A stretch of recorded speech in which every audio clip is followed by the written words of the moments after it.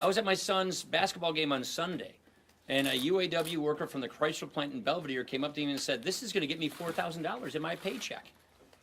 I thought this was only for the rich. I guess that's me now. I mean, this is working. It's just the beginning. At the heart of this law is really a lower tax burden for American families who are going to start seeing this relief very, very soon. Last week, the Treasury Department announced that it has adjusted the amount the IRS takes out of people's paychecks to account for this new law. It's estimated that 90% of wage earners in America will experience an increase in their take-home pay starting as soon as February. Let me just say that one more time. 90% of Americans' workers will see increased take-home pay as a result of the tax law starting in February. This is incredible. The typical family of four earning the median income of $73,000 will see a tax cut of $2,059. That's more money to pay down the mortgage, save for a rainy day fund, or take your kids, your family on vacation. This is real relief to real Americans, especially more than half of whom claim and say that, and show that they're living paycheck to paycheck. Another huge benefit for American families, it's lower energy costs. Look, where I come from and where Jason comes from, it's pretty cold right now. Your energy costs are very high. And what we're seeing is all of these utility companies are now saying they're passing through the tax savings onto their ratepayers. So if you're low income, if you're living paycheck to paycheck, if you're having a hard time just heating your house, this is real relief that's real tangible. So we're seeing evidence that the tax bill is working in so many ways. Lower energy bills, bigger paychecks, more jobs, more bonuses, maternity leave. This is exactly why we did this, so that we can improve people's lives. One more point, and Kevin mentioned this. According to the Pentagon, just last year, we lost more American military members who died in training accidents than we did in combat last year. And we have combat across the globe. These deaths may have been preventable. And it all points back to the deterioration of our readiness and our military resources.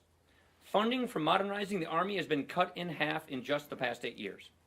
Navy sailors are putting in 100-hour work weeks, and less than half of their aircraft are capable of flying.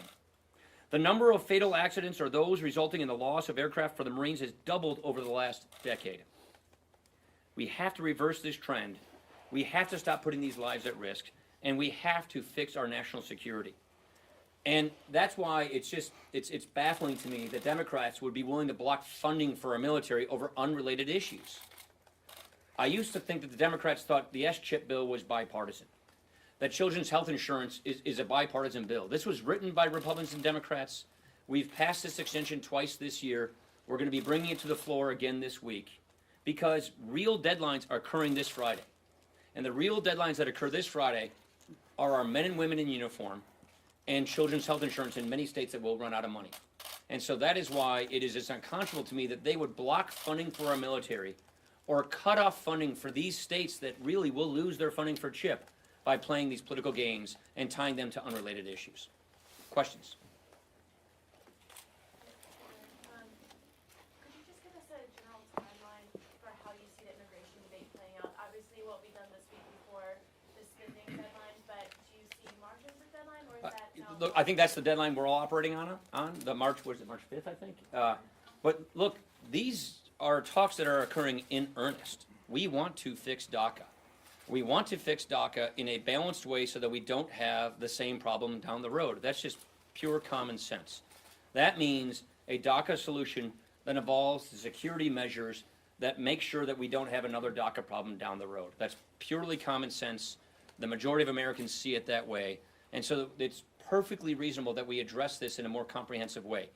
Now, what Kevin just described to you is the fact that our leaders are meeting to discuss these things.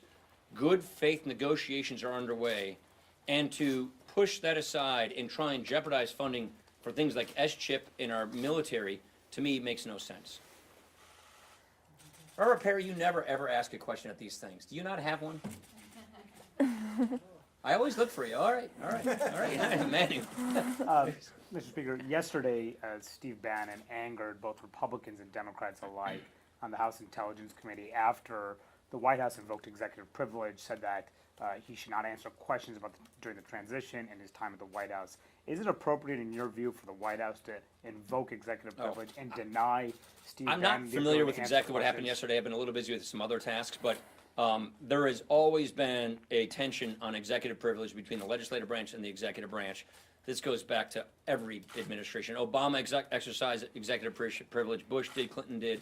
That is a typical tension that you're going to have between the two branches of government. I don't know the specs on But that. should Bannon answer the committee's questions? I don't know the specs. I don't know the specifics on it. I really just don't. Casey.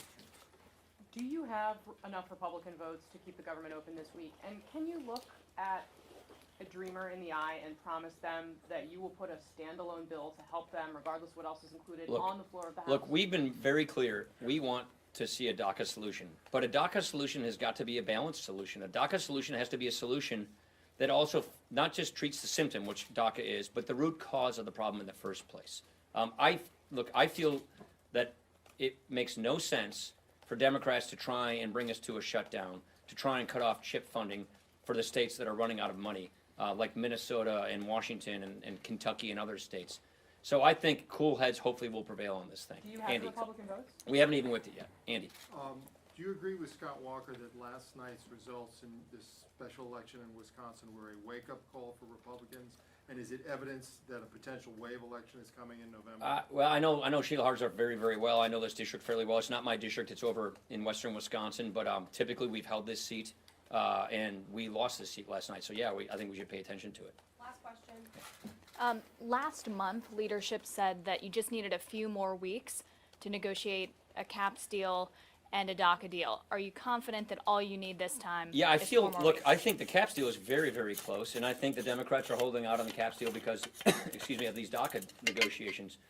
But I think the fact that we're in earnest in negotiating in good faith with our 4 leaders on DACA speaks to the fact that we want to see a solution, that we want to get this thing fixed. I mean, it's got to be a balanced bill. It's got to be, we will not bring up a DACA bill that the president doesn't support. What point would it be to bring a bill through here that we won't have signed into law by the president? So this has to be balanced. This isn't a one-way street.